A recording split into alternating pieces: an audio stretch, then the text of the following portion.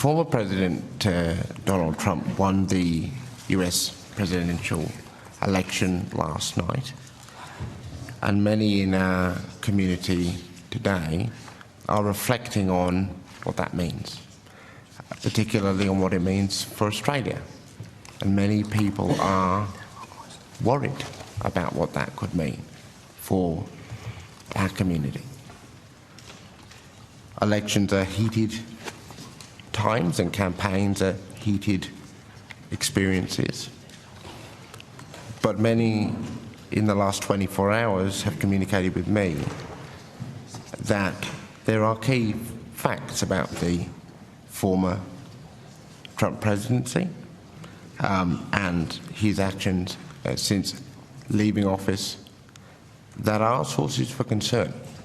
His conviction currently on 34 counts of felony, his role in the riots, which then became the 2020 insurrection at the US Capitol, his withdrawal from the Paris climate agreements, many of his immigration policies while in office, and the description by his former senior staff in very alarming ways, including former chairman of the Joint Chiefs, Mike Milley, who described him as, quote, fascist to the core. Are, Minister, people reaching out to you and your office and your team expressing these concerns?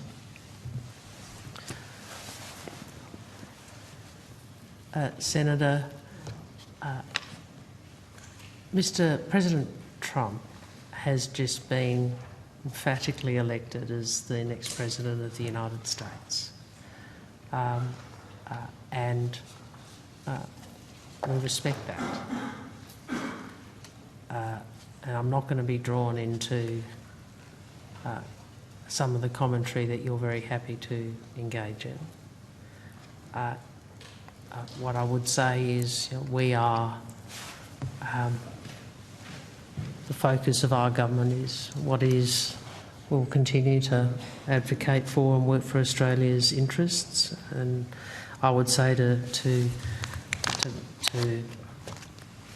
all Australians what I said today on multiple media engagements, that you know, we should, and the Prime Minister has said that we should have confidence in ourselves.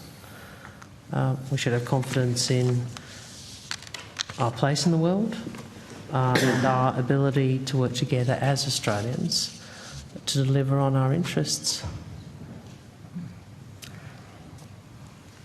Moments like these are opportunities for reflection. This morning you have articulated, Minister, and I've got your opening statement here, that you look forward to strengthening the relationship between our two countries. Your Secretary has articulated a desire and a priority around growing and strengthening the US alliance. So I want to just look at some of the elements of that. Now, Donald Trump's attitude towards, for example,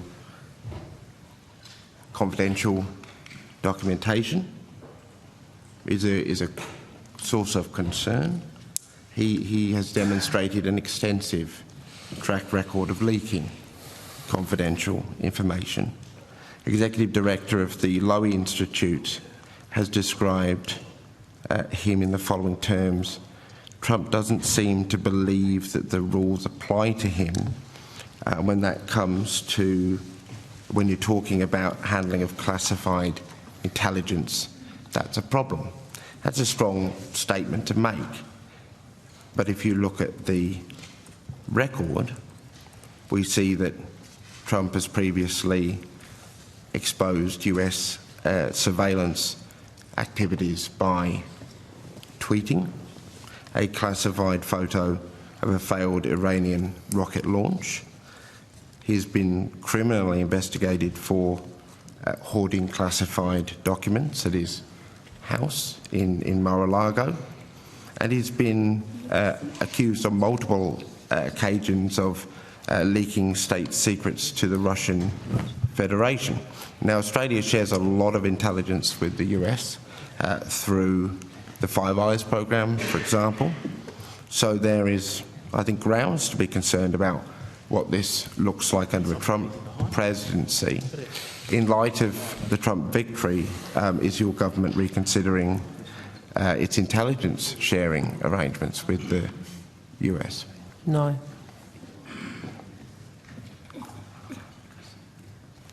In 2018,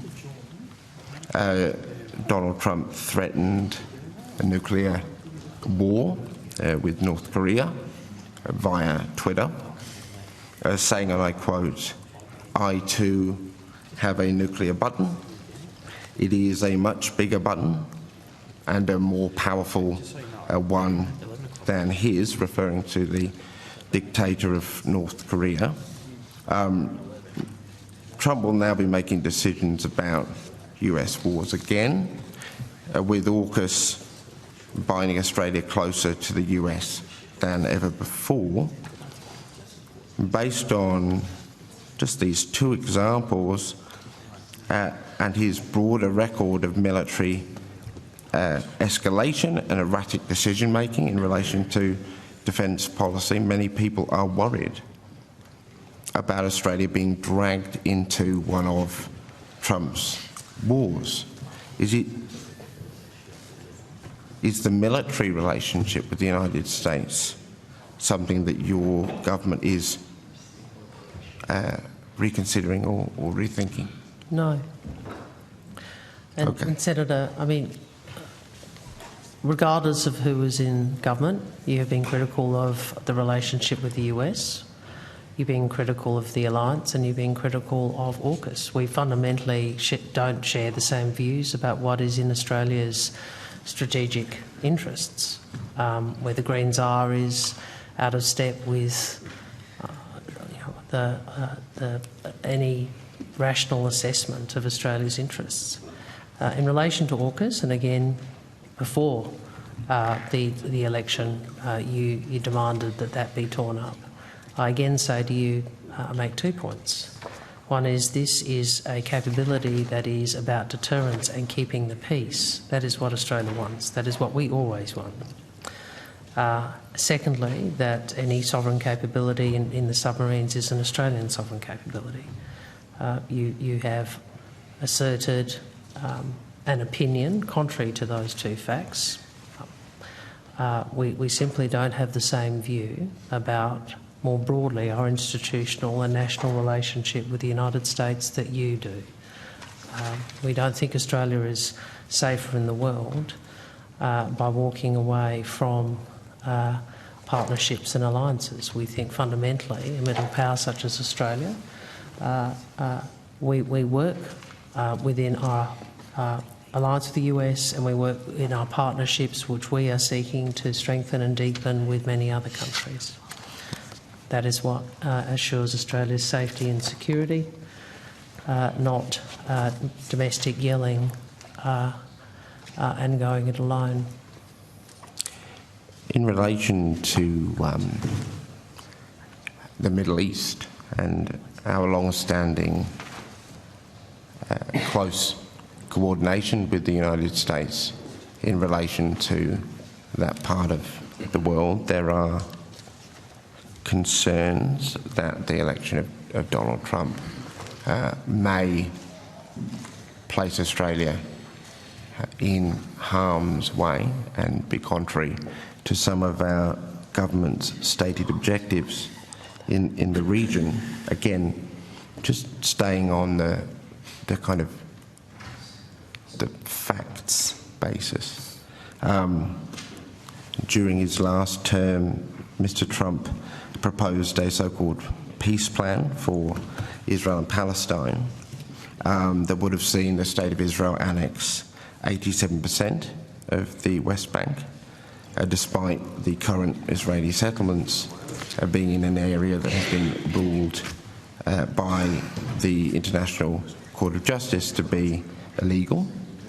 He is vocally opposed a ceasefire many, many times over.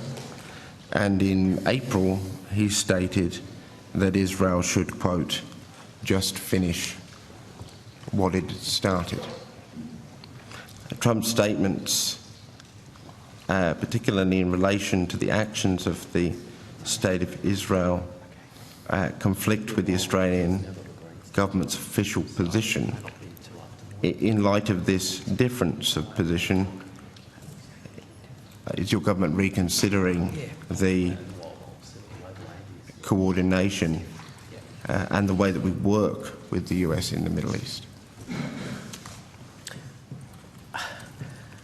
Well, look, President Trump has expressed the view that he wants to pursue peace in the Middle East. I'm sure we will see more of what his plans are in the future. In terms of Australia's position, Australia determines its position, and we work in concert with others who share similar objectives, which are seeing the war end and a two-state solution. Okay, Minister. So we've after that exchange, we have a situation where President of the United States has been elected, who has described his political opponents as the enemy within, stated on multiple occasions that he will be a dictator on day one, demonstrated extraordinary poor judgment in relation to issues of intelligence, military and foreign policy, and yet your government isn't reconsidering or rethinking a single aspect of those key elements of our so-called alliance. I think that the Australian community would find that quite deeply concerning.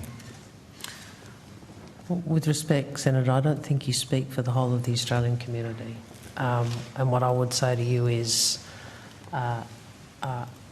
you have been against the alliance regardless who is in power. So I think people know where your position is. I mean, I'll hand back to the chair, but I think there's a need in moments like this to just reflect on long-held positions. And to be quite honest, if your position today was, don't agree with Greens policy, but we are rethinking elements of this relationship in the context of this result, then that would have given some comfort. But to come in here and state categorically, as you have, that these areas are not subject to even reflection or reconsideration of any type is worrying. But I'll pass back to you.